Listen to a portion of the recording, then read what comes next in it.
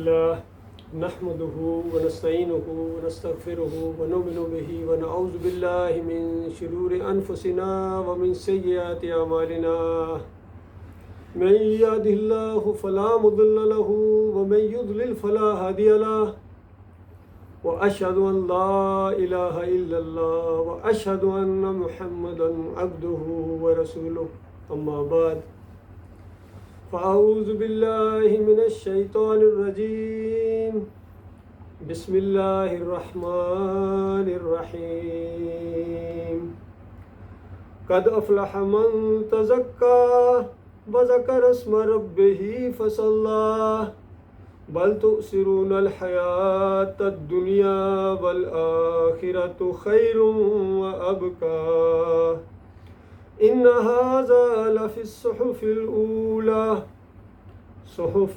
إبراہیم وموسیٰ۔ یہ سورۃ الاعلیٰ کی آخری آیات ہیں۔ جمعے کے صلاۃ میں نبی علیہ السلام ان کو پڑھا کرتے تھے، سورۃ الاعلیٰ، سورۃ الغاشیہ اور اس طرح کی دوسری صورتیں جو آخرت کی منظر کشی کرتی ہیں، آخرت کا شوق دلاتی ہیں، اور دنیا کے مقابلے میں جو دوسری دنیا ہے، اگلی دنیا ہے، دوسرا عالم ہے، وہاں جانا ہے، یہ عارضی ہے اور وہ ہمیشہ کے لیے ہے۔ اس کے لیے ذہنوں کو تیار کیا جاتا ہے، شوق دلایا جاتا ہے، اور مکی دور کی یہ صورتیں ہیں، چھوٹی چھوٹی آیات ایسے انداز میں جس طرح ایک موتی ہوتے ہیں ہار میں جڑے ہوتے ہیں، جو بندہ سنتا ہے دل کے اندر ہی اتر جاتی ہیں باتیں۔ اس لیے زیادہ تر پروپیگنڈا یہی تھا کہ سنو ہی نہ، اور جو سنتا تھا پر دیوانہ ہو جاتا تھا پھر اس دعوت کا، آخرت کا، اپنے مالک کے اوپر ایمان لے آتا تھا، پھر دنیا کی کوئی طاقت اس کو پیچھے نہیں ہٹا سکتی تھی۔ اس انداز سے یہ قرآن کا بیان ہے۔ یہ آخری کتاب ہے جو آخری نبی محمد صلی اللہ علیہ وآلہ وسلم کے اوپر نازل ہوئی ہے، اور مالک فرماتا ہے اگر اس کتاب کے بعد بھی اگر کوئی ایمان نہیں لاتا تو پھر وہ کس طرح ایمان لائے گا؟ پھر اور کوئی صورت نہیں ہے اس کے سیدھا ہونے کی۔ تو اس انداز سے یہ آج میرا دل چاہا کہ آپ کے سامنے دنیا اور آخرت کا ایک جو فرق ہے، اور آخرت کی طرف جو توجہ کرنے والی چیزیں ہیں، اس کے راستے میں جو رکاوٹیں ہیں، یا دنیا کے اندر فساد دینے والی جو چیزیں ہیں، اس کا میں آپ کے سامنے ذکر کروں۔ یہاں بتایا گیا، اس سے پہلے فرمایا گیا آپ نصیحت کرتے رہیں، فذکر ان نفعت الذکریٰ، کہ آپ سمجھاتے رہیں، بتاتے رہیں، نبی علیہ السلام کو کہا گیا۔ اور جب نصیحت کے نفع بخش ہونے کا آپ محسوس کریں تب نصیحت کریں، اور آپ صرف نصیحت کرنے والے ہیں، باقی ہر انسان گویا اکیلا ہے، ہر انسان آزمائش میں ہے، اور ہر انسان اکیلا اللہ کے سامنے پیش ہوگا، اور اپنی آخرت کا وہ پوری طرح ذمہ دار ہے۔ کامیاب ہو گیا تب بھی اللہ تعالیٰ کی طرف سے اعلان کیا جائے گا کہ میرے بندے یہ تمہارے ان اعمال کی وجہ سے ہے جو تم دنیا میں کرتے رہے ہو، اور مومن کہیں گے کہ یہ ہمارے مالک کی رحمت و شفقت ہے، اگر وہ توفیق ہی نہ دیتا تو ہم اس راستے میں آنے والے نہیں تھے۔ اور کافروں مشرکوں کو کہا جائے گا، منافقوں کو کہا جائے گا کہ یہ تمہارے اپنے کرتوت ہیں جس کی وجہ سے تم یہاں جہنم کے اندر آ گئے ہو، تمہارے اوپر کوئی اللہ کی طرف سے بال برابر ظلم اور زیادتی نہیں ہوئی۔ تو یہ چیزیں ہیں، فرمایا آپ نصیحت کرتے رہیں، اور اس سے وہی نصیحت قبول کرے گا جو اللہ سے ڈرتا ہے، اور اس نصیحت سے گریز کرے گا وہ جو انتہائی بدبخت ہے، اور بہت بڑی آگ میں پھر وہ جائے گا، وہاں نہ جیے گا نہ مرے گا۔ تو اللہ تعالیٰ نے یہ صرف اس آخری دور میں نہیں بلکہ ہر دور کے اندر اللہ تعالیٰ نے انبیاء کے ذریعے، رسولوں کے ذریعے، کتابوں کے ذریعے یہی بات سمجھائی ہے، اور اب قیامت تک کے لیے یہ آخری کتاب آ گئی۔ اس کا بھی یہی انداز ہے۔ نبی علیہ السلام کو کہا گیا کہ اتنی زیادہ پریشانی کی ضرورت کوئی نہیں ہے، جہنمیوں کے بارے میں آپ سے نہیں پوچھا جائے گا، اور آپ کا کام صرف نصیحت کرنا ہے، اچھے انداز سے کریں، اور دل میں اتر جانے والی باتیں ان کے سامنے رکھیں تاکہ یہ اپنے فائدے اور نقصان کو خود محسوس کریں۔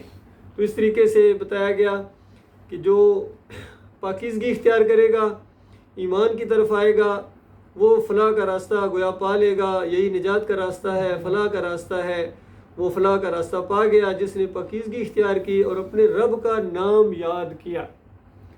یعنی ساری برائیاں، ساری فلاح اللہ کے نام کے ساتھ جڑی ہوئی ہیں۔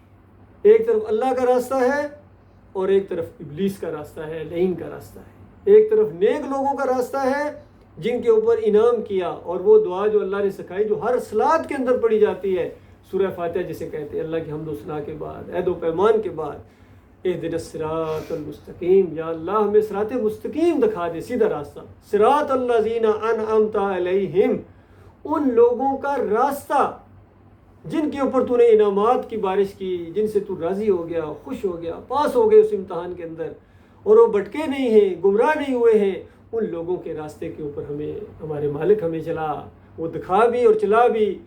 تو بتایا کہ یہ دعا ہے، اور پورا قرآن گویا اس کا جواب ہے، پورا قرآن اس کا جواب ہے۔ ہر رکعت کے اندر جب یہ راستہ آپ اللہ تعالیٰ سے مانگتے ہیں تو اس کے بعد کہیں سے بھی آپ قرآن پڑھیں، چھوٹی سی چھوٹی سورت پڑھیں تو ایسی اس کے ساتھ فٹ آ جاتی ہے، چاہے سورہ اخلاص ہو، قل ہو اللہ احد، کہ آپ نے پہلے اللہ سے راستہ مانگا اور اس کے بعد مالک کی طرف سے جواب آیا کہ اچھا اگر یہ راستہ چلنا چاہتے ہیں تو پھر کہو، اعلان کرو، قل ہو اللہ احد، کہو وہ اللہ اکیلا ہے، اللہ الصمد۔ یہ جو اللہ کی صفت ہے اس سے ڈرنا بھی چاہیے، اور زیادہ تر لوگ اس کے اوپر توجہ نہیں دیتے ہیں۔ اللہ الصمد، وہ بے نیاز ہے۔ ایک صفت اس کی یہ بھی ہے کہ اس کو کسی کی بھی کوئی پرواہ نہیں ہے، یہ صفت ہے اس کی۔ جو جہنم میں ڈال دیے جائیں گے پھر اللہ ان کی ذرا برابر پرواہ نہیں کرے گا۔ جہنم ایسی اللہ نے بنائی ہے جہاں تند خو سخت گیر، جن کے اندر رحم رکھا ہی نہیں اللہ تعالیٰ نے، ایسے فرشتے اس کا نظام چلا رہے ہیں، اندازہ نہیں ہے۔ جو اللہ حکم دیتا ہے اس کو نافذ کرتے ہیں، کوئی پرواہ نہیں کرے گا مالک، تمہیں کچرا سمجھ کے ہمیشہ کی آگ کے اندر پھینک دے گا اگر آج تم اس کا راستہ اختیار کرنے کے لیے تیار نہیں، آج اس کی بات ماننے کے لیے تیار نہیں ہو۔ حالانکہ اللہ نے ہر انداز اختیار کیا ہے تمہیں سمجھانے کے لیے، کتابوں کے ذریعے، انبیاء کے ذریعے، انبیاء کے ماننے والے لوگوں کے ذریعے، علماء کے ذریعے، اللہ تعالیٰ نے ایک ایک بات کھول کھول کے تمہارے سامنے رکھی ہے کہ دیکھو یہ حق ہے، یہ باطل ہے، یہ ایمان ہے، یہ شرک ہے، اور یہ اللہ کا راستہ ہے اور یہ شیطان کا راستہ ہے۔ دونوں راستے کھل کے آپ کے سامنے آ گئے ہیں۔ اس کے بعد آپ کو اختیار ہے جس راستے پر مرضی چلیں، لیکن یہ بات سن لینا کہ ان دونوں راستوں کا انجام ایک جیسا نہیں ہے۔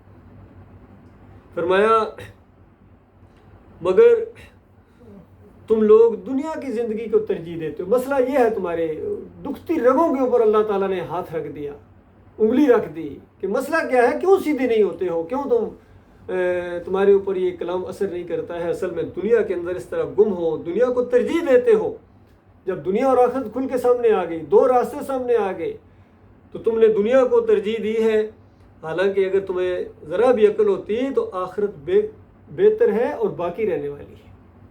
دنیا عارضی ہے اور آخرت ہمیشگی ہے، اور دنیا جو ہے یہاں کے جو مزے ہیں یہ بہت ہی تھوڑے ہیں، اور آخرت بہت بڑی ہے، کیونکہ اللہ تعالیٰ نے ہر انسان کو اس کے اعمال کا بدلہ دینا ہے۔ ایک تو وہ اعمال ہوتے ہیں جو ڈائریکٹ ہم کرتے ہیں، لیکن ہمارے اعمال کا آگے اثر چلتا ہے، اچھے اعمال ہوں اس کا بھی اثر چلتا ہے، کتنے لوگوں کو اس کو فائدہ ہوتا ہے، کہاں تک یہ بات پہنچتی ہے۔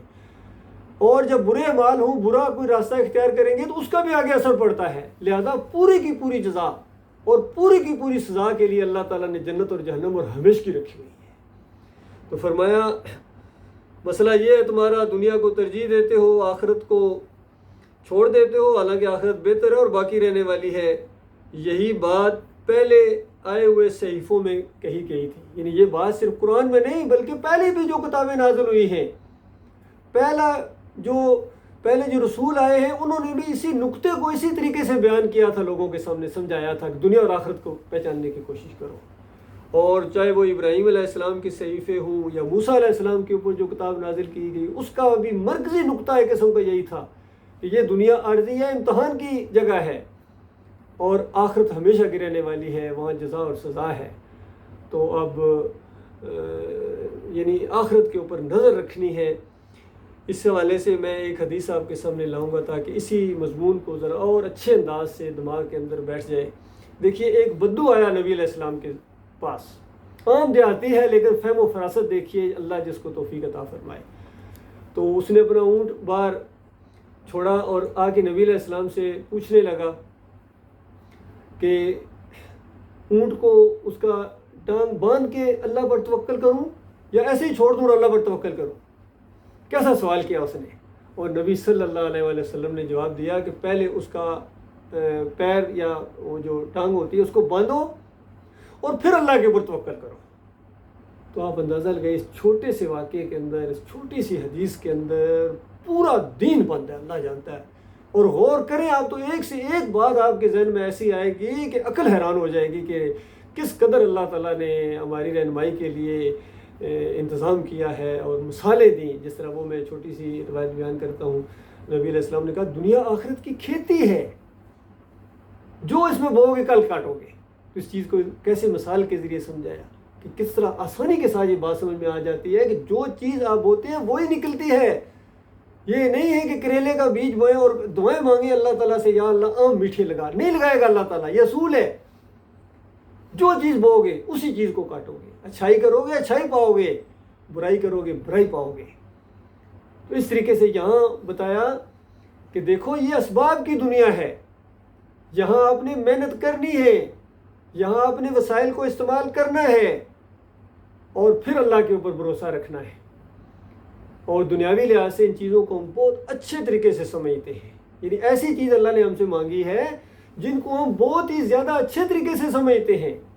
مثال کے طور پر کسی سے بھی آپ پوچھ لیں کہ آپ جاب کرتے ہیں کسی فیکٹری میں، کارخانے میں یا کمپنی میں، اگر آپ وہاں ہفتے میں صرف ایک دن گھنٹے کے لیے یا 2 گھنٹے کے لیے جا کے ڈیوٹی دیں اور پھر باقی کہیں گے باقی سارے کام خود ہو جائیں گے، بتاؤ کبھی ہوگا؟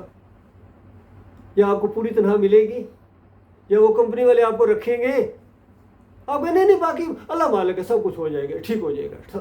وہ کہیں بھائی یہ ہو گیا وہ ہو گیا آگے کام کرو، نہیں اللہ مالک ہے، ہو جائے اللہ خیر کرے گا. اس طرح کی باتیں کریں تو بتاؤ کمپنی والے آپ کو بونس دیں گے یا اسی وقت آپ کو وہاں سے نکالیں گے؟ کیونکہ ہم یہ مسئلہ سمجھتے ہیں کہ صرف 2 گھنٹے سے 1.5 گھنٹے سے کام نہیں چلتا ہے، پورا ٹائم دینا پڑے گا، پوری محنت کرنی پڑے گی، گھر بیٹھے تیاری کرنی پڑتی ہے، کتنے رابطے کرنے پڑتے ہیں، پھر وہاں جا کے ڈیوٹی دینا پڑتی ہے، کتنا کچھ کرنے کے بعد پھر یہ معاملات ٹھیک ہوتے ہیں، پھر مہینے بعد تنخواہ ملتی ہے.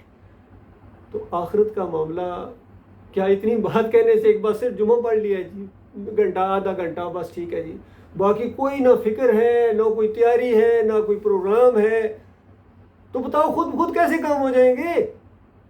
انبیاء کی زندگی ایسے نہیں تھی.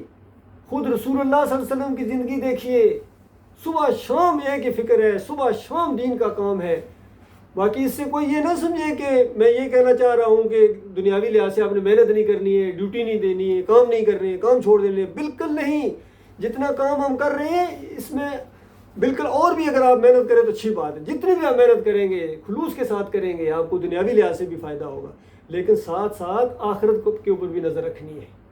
اور دنیا میں جتنا رہنا ہے آپ کتنے سنجیدہ ہیں، کتنی محنت ہے، کتنا رہنا ہے بتائیے. اور آخرت میں ہمیشہ رہنا ہے. اور آخرت کی جو نعمتیں ہیں وہ ہمیشہ کے لیے ہیں، ان کی کوالٹی بہت لگژری لائف بھی، لگژری الفاظ بھی بہت ہلکے محسوس ہو گئے جب آپ وہاں جا کے کچھ دیکھیں گے کہ وہاں کے مکانات، وہاں کے فلیٹ، سونے اور چاندی کے بلڈنگیں بنی ہوئی، باغیچے، درخت سونے کے، پھل لگے ہوئے، ہر موسم کے پھل ہر وقت ہر لمحے تیار ہیں. آپ ارادہ کرتے ہیں ٹینی آپ کے پاس آ جاتی ہے، کھانے پکے پکائے، بڑھاپا نہیں ہے، بیماری نہیں ہے، پریشانیاں نہیں ہیں، کوئی کرایہ نہیں آپ نے دینا، کوئی بجلی کے بل نہیں دینے آپ نے، وہاں کی گاڑیاں کبھی خراب نہ ہوں، وہاں کے جو صحت ہے سب کچھ بڑھتی چلی جائے اور ہمیشہ ہمیشہ آپ اپنے دوستوں کے اندر، اپنے رشتہ داروں کے اندر اور بادشاہوں کی طرح ہمیشہ زندگی وہاں ہو. اور جنت کی ساری نعمتیں برت لینے کے بعد جب مالک کا دیدار کریں تو جنت کی نعمتوں کو آپ بھول جائیں. مالک کا دیدار کتنی بڑی نعمت ہوتی ہے، مالک کے ساتھ گفتگو ہو، مالک شاباش دے آپ کو، انبیاء کے ساتھ اٹھنا بیٹھنا ہو، انبیاء جس کے دوست ہوں وہاں، صدیقین کے ساتھ اٹھنا بیٹھنا ہو. اللہ کے بندو یہ کوئی معمولی چیزیں ہیں، یہ ایسے مل جائیں گی بس اللہ خیر کرے گا جی، ٹھیک اللہ رحم کرے گا جی. اس طرح نہیں ہوگا. اس کے لیے وقت نکالنا پڑے گا، اس کے لیے پلاننگ کرنی پڑے گی، اس کے لیے آگے بڑھنا پڑے گا. اور سب سے بڑی بات کہ ایمان کو خالص رکھنا پڑے گا، توحید کے اوپر جم جانا پڑے گا، کیونکہ اس کائنات کو اللہ تعالیٰ نے توحید کے لیے بنایا ہے، ایمان کے لیے بنایا ہے، اور مثالیں دے دے کے سمجھایا کہ دیکھو اس نقطے کو کبھی نہ بھول جانا کہ تمہارا اللہ کے علاوہ کوئی معبود نہیں ہے، اور اگر یہ مسئلہ تم بھول گئے اور پھر ایمان عقیدے کے اندر تمہاری اگر وہ جو قدر ہونی چاہیے، جو وقار ہونا چاہیے اللہ کا، اور جو اس کی اہمیت ہونی چاہیے، اگر وہ نہ ہوئی، اگر پھر تم نے دنیا داروں والا انداز اختیار کیا، تو یہ میرے انبیاء ہیں۔ 18 انبیاء کا ذکر کیا سورہ الانعام کے اندر، اور سورہ زمر کے اندر سارے انبیاء کا ذکر کیا، اور بتایا کہ دیکھو یہ ہم نے اپنے انبیاء کو کہہ دیا تھا کہ سب سے پہلے آپ نے نمونہ پیش کرنا ہے بندگی کا، نمونہ پیش کرنا ہے، کوئی مانے یا نہ مانے، آپ کا کام صرف بتانا ہے، نصیحت کرتے رہیں، مانیں گے اپنا بھلا کریں گے، نہیں مانیں گے آنا میرے پاس ہے، انہوں نے، میں ان سے نپٹوں گا، اور اس کے بعد ان کی ایسی کھال اتاروں گا، ایسی چمڑی ان کی اتاری جائے گی کہ اگر تم نے ایمان کے معاملے میں کہیں کسی جگہ آپ نے کمزوری دکھائی اور پھر اگر شرک کے اندر چلے گئے، اور اس طریقے سے ساری باتیں بتا دی گئی ہیں۔ تو اللہ کے بندو، یہ ایمان کی جو دعوت اٹھی ہے، یہ اللہ کا لاکھ لاکھ ہمارے اوپر فضل ہوا ہے۔ اللہ نے ہمیں چنا ہے اس پوری دنیا کے اندر، آج دنیا کے اندر جا رہی ہے، اندازہ لے، دیوانے بن گئے، دنیا دار دنیا کے کتے بن گئے، اس طرح دوڑے جا رہے ہیں ہر وقت، اگر ساتھ ساتھ پشتوں کے لیے کھانے کے پاس ان کے پاس ہے، پھر بھی اسی دنیا کے اندر اس طرح غرق ہیں، محنت ہے، صبح شام ہر وقت لگے ہوئے ہیں، کچھ معیار زندگی تھوڑا بلند ہو جائے، کچھ یہ ہو جائے، کچھ ہو جائے، اور اس کے لیے کتنی اللہ کی نافرمانیاں کرنی پڑتی ہیں، اندازہ لگائیے۔ دنیا حاصل کرنے کے لیے اپنے مالک کی نافرمانی کو انہوں نے گوارا کر لیا، اندازہ لگائیے، تو کیا انہوں نے اپنے مالک کی قدر کی ہے؟ بتاؤ نا۔ اور اللہ کے دشمنوں کو جنہوں نے دین بگاڑا ہے، شیطان لعین کے پیچھے چل رہے ہیں، اندازہ لگائیے، ان کے حمایتی بنے ہوئے ہیں۔ تو اللہ کے بندو، مالک کی جو دین ہے، بانٹ ہے، وہ اندھی نہیں ہے ایسے جس کو ایسے دے دے گا، وہ چن کے دیتا ہے، چھانٹ کے دیتا ہے، پوری طرح ٹھوک بجا کے آزمائش کرتا ہے، اور پھر ہر اینگل سے جب وہ بندہ پورا اترتا ہے، اپنے مالک کا وفادار فرمانبردار ثابت کر دیتا ہے اپنے آپ کو۔ کسی کی پرواہ نہ کرو اللہ کے بندو، یاد رکھو، اگر اللہ کے دین کا معاملہ کرنا ہے تو یاد رکھنا دنیا کے اندر وہ باتیں سننا پڑیں گی جو انبیاء نے سنی ہیں، سب سے زیادہ عزت والے نے، سب سے زیادہ اخلاق والے نے، سب سے زیادہ انسانیت کے خیر خواہ نے جب یہ بات اٹھائی تھی کہ لوگوں، مالک تمہارا ایک ہے، داتا تمہارا ایک ہے، دستگیر تمہارا ایک ہے، مشکل کشا تمہارا ایک ہے، اس اللہ کو پکارنا، اور اس کے علاوہ ان مردوں کو مت پکارو، اور دین کو بالکل اللہ کے لیے خالص کر لو۔ ایک صحابی نے کہا کہ مجھے یہ ایک میرے شاگرد نے تیر کمان دی ہے، کھانے کی چیز تو ہے نہیں، فرمایا آگ کا لباس پہننے کی ہمت ہے تو لے لو، آگ کا لباس پہننے کی ہمت ہے تو لے لو۔ ان کے اندر تو آگ کا لباس پہننے کی ہمت نہیں تھی، لیکن آج ہمارے مولویوں کے پاس آگ کا لباس کیا، جہنم کے انگارے بھی اکٹھے کر رہے ہیں۔ آج دین پوری طرح ایک دکانداری کی شکل اختیار کر گئے، عرب ہو یا عجم ہو، سارے تنخواہ دار ہیں، اللہ کے ساتھ نوکری کرنے والے، یہ کہاں بندگی کرتے ہیں اپنے مالک اور خالق کی؟ دین نمازوں پڑھانے کے پیسے لیں گے، اذان دینے کے پیسے لیں گے، پورا سسٹم ان کا۔ اور پھر ظالم ایسے ہیں وَيَصُدُّونَ عَن سَبِيلِ اللَّهِ، سورہ توبہ کی جو 34 نمبر آیت آئی ہے، مالک فرماتا ہے حرام کے ذریعے کھاتے ہیں حرام خور، اور پھر لوگوں کو اللہ کے راستے سے روکتے ہیں۔ یہ صرف اگر حرام کھانے کے بعد راستہ صحیح بتا دیتے، بات صحیح بتا دیتے، توحید کی دعوت جو ایمان کی دعوت اٹھی، کہہ دیتے ہاں یہ سچی بات ہے، تو پھر بھی چلو کوئی معاملہ تھا، لیکن ان ظالموں نے کیا کیا ہے، انہوں نے حرام کھایا ہے اور پھر اللہ کے راستے سے روکتے ہیں۔ جب توحید کی بات، ایمان کی بات جب اٹھتی ہے، سب سے پہلے یہ مخالفت کریں گے، یہ علماء، یہ مولوی اور یہ پیر، یہ عوام کو اباریں گے کہ یہ گستاخ ہے، یہ قدر نہیں کرتا ہے، یہ ہر ایک کو مشرک کہتا ہے، یہ باپ دادا کو بھی نہیں چھوڑتا ہے، جو قبروں میں چلے گئے ہیں، جو شرک و کفر کر کے گئے ہیں اس کو بھی نہیں چھوڑتا ہے، ان کو بھی طاغوتوں کی لسٹ میں اس بندے نے شامل کر دیا ہے۔ تو اللہ کے بندو، یہ سب کچھ تو سننا پڑے گا، یہ سب کچھ تو برداشت کرنا پڑے گا، اور اگر نہیں برداشت کرتے ہو، نہیں برداشت ہو، ٹھیک ہے نہ کرو، کس نے کہا ہے آپ کو؟ وہ اللہ بے نیاز ہے، اللہ کو پھر تمہاری کوئی پرواہ نہیں ہے، اللہ کی نگاہ میں پھر کچرا ہو، پھر ہمیشہ کی آگ کے اندر تمہیں دھکیل دیا جائے گا۔ اب دو مسئلے ہیں، یا تو توحید کی دعوت اختیار کی ہے، اس کو اٹھاؤ، اس کی خاطر تکلیفیں برداشت کرو، اور اللہ کے بڑے بڑے درجات جو اللہ تعالیٰ نے جنتیں رکھی ان کو حاصل کرو، اور یا نہ کرو یہ کام، اور مالک فرماتا نہ کرو، میں تمہیں عذاب دوں گا، دنیا کے اندر تمہیں عذاب آئے گا، ذلت اور خواری جس طرح آج مسلمانوں کے اوپر چمٹا دی گئی ہے، اور آخرت کی ذلت اور خواری اس سے کہیں بڑی ہے۔ معاملہ یہ ہے میرے پیارے بھائیوں، یہی ہماری دعوت ہوتی ہے. جب بھی کہیں اکیلے کسی سے بات ہو، مجمع میں بات ہو، بازاروں میں توحید کی دعوت اٹھی ہوئی ہے، ہر جگہ سوشل میڈیا کے اوپر اب تو آڈیوز کے ساتھ ساتھ ویڈیوز کے ذریعے بھی یہ دعوت الحمدللہ پوری دنیا تک جا رہی ہے، اور حجت تمام ہو رہی ہے. آپ کے کانوں نے یہ بات سنی ہے، آپ نے یہ سن لیا ہے کہ یہ ایمان ہے اور یہ شرک ہے. اس کے بعد آپ کہتے رہو یہ شرک نہیں، یہ شرک نہیں، یہ شرک نہیں ہے. میں تو شرک نہیں کرتا ہوں، جو امام صاحب کرتے ہیں تو کوئی بات ان سے پوچھے گا نا، تو اس وقت وہ جو ایک مضمون ہے پورا آگے چلنے والوں کا اور پیچھے چلنے والوں کا، اس کا کیا بنے گا؟ یہ آگے چلنے والے اور پیچھے چلنے والے ایک دوسرے کے اوپر لنتیں بھیجیں گے اور وہاں ایک دوسرے کے گریبان پکڑنے کی کوشش کریں گے. اللہ سے کہیں گے یا اللہ ان پیر صاحب کو میرے حوالے کر، ان مولوی صاحب کو میں پاؤں کے نیچے رون دوں، اس ظالم نے مجھے کفر و شرک کے اندر دھکیل دیا. یہ بے ایمان نہ ہوتا تو میں مومن ہوتا، اور ایمان کی بات آئی بھی تھی، پھر بھی میں نے اس کو چٹرا دیا، پھر بھی پیچھے کر دیا. یہ ساری باتیں یاد آئیں گی. ہمیشہ آپ نے یہاں نہیں بیٹھنا ہے. ایک وقت آئے گا، ایسی موت کی چٹکی ہے، حقیقی بات ہے، مرنا ہے. سب نے موت سر کے اوپر سوار ہے، کسی ٹائم کسی لمحے. کتنے ہیں رات کو سوتے ہیں، صبح اٹھتے ہی نہیں ہیں. ایسی بھی موت آتی ہے، پھر دھماکے، پھر یہ ایکسیڈنٹ، پھر یہ ساری چیزیں کسی طریقے سے موت آ سکتی ہے. اللہ کے بندو، ایمان خالص کے ساتھ جس کی موت آئے گی وہ اللہ کے یہاں کامیاب ہو جائے گا. اور ایمان اگر خالص نہیں ہے، تم بیت اللہ کے بھی محافظ بن جاؤ. ابو جہل کی جو موت آئی تھی بیت اللہ کی حفاظت میں آئی تھی، ایمان خالص نہیں تھا. آج کتنے ان کی حفاظت کا یہ ٹھیکہ مل گیا جی، یہ ہو گیا. اس سے اللہ خوش ہونے والا نہیں ہے. اللہ خوش ہوگا تم ایمان لاؤ، پہلے توحید اختیار کرو. آج ان کے جتنے اتحاد آپس میں ہو رہے ہیں، یہ کوئی ایمان کی بنیاد پر تھوڑے ہی.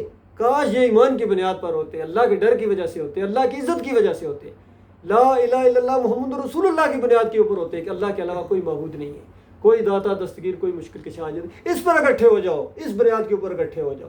اس بنیاد پر اکٹھے ہوتے تو آج یہ دن ہی نہ دیکھنے پڑتے. یہ تو ان کو اکٹھے ہوئے، مار پڑی ہے جب ادھر سے، اس کے بعد یہ اکٹھے ہوئے ہیں.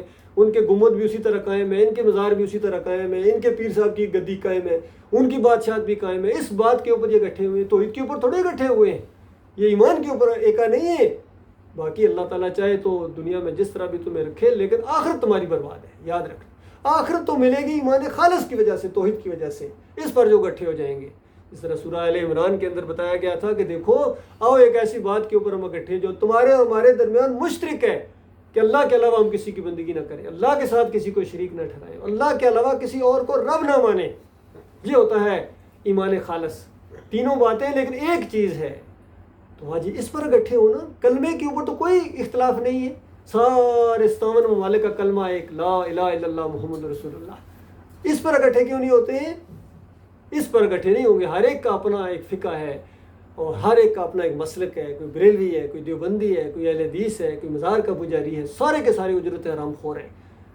یہ معاملہ ہے اللہ کے بندو، یہ غور کرو. یہ بہت ہی زبردست قسم کا قرآن کا پیغام ہے. جہاں جہاں تک یہ آواز پہنچے اس آواز کو پھیلاؤ، اور جتنا بھی اس میں حصہ ڈالو گے، اس کا ساتھ دو، اللہ آپ کا اجر کبھی ضائع نہیں کرے گا. اور اس کی مخالفت کرنے والے کبھی کامیاب نہیں ہوں گے. یہ دعوت اٹھی ہے غلبے کے لیے. اب ماحول پوری دنیا کا تبدیل ہو رہا ہے. اب آخر مسئلہ یاد رکھیں، آخری امت، آخری کتاب، آخری رسول آ گئے. اب تو جو کچھ ہو رہا ہے یہ تو مالک کا احسان ہے کہ مالک نے اس پوری دنیا کے سسٹم کو ہلا دیا توحید خالص کو غلب کرنے کے لیے. یہ بات یقین کی ہے اور بات ایمان کی ہے. اللہ تعالیٰ اس کے اوپر جم جانے کی توفیق عطا فرمائے. وقول قولی ھذا استغفر اللہ لی ولکم ولسائر المسلمین.